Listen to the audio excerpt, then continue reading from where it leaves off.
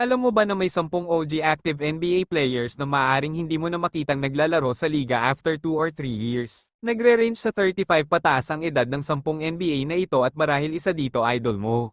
Unahin na natin ang 5 OG NBA players na may 35 years old sila ay sina James Harden na na-draft noong 2009 at hanggang ngayon wala pa rin championship ring. Sunod si Jimmy Butler na draft bilang 30 overall pick noong 2011 subalit wala rin championship ring. Kawhi Leonard drafted bilang 15 overall pick at two-time NBA champion. Damian Lillard drafted by Portland Trail Blazers bilang ika-6 sa first round subalit hanggang ngayon wala pa rin championship ring.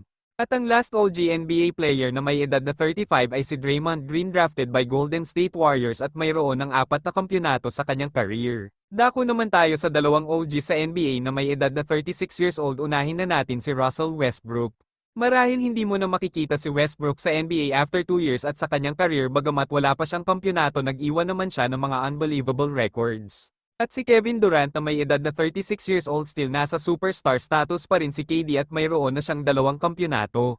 37 years old OG NBA superstar na si Stephen Curry ang tinaguri ang greatest shooter of all time may 4 na kampyonato all-time 3-point leader at 2 league MVP. Second to the last ay walang iba kundi si Chris Paul may edad na 40 years old at ang pure point guard na naglaro sa NBA ang nakakalungkot lang hanggang ngayon wala pa rin kampyonato si CP3.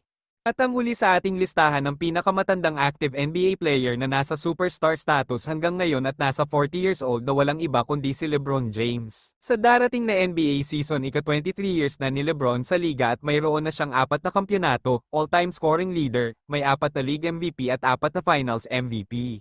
At yan ang mga OG active NBA player na naging superstar o until now nasa superstar status na maaaring magre-retiro na after 2 to 3 years.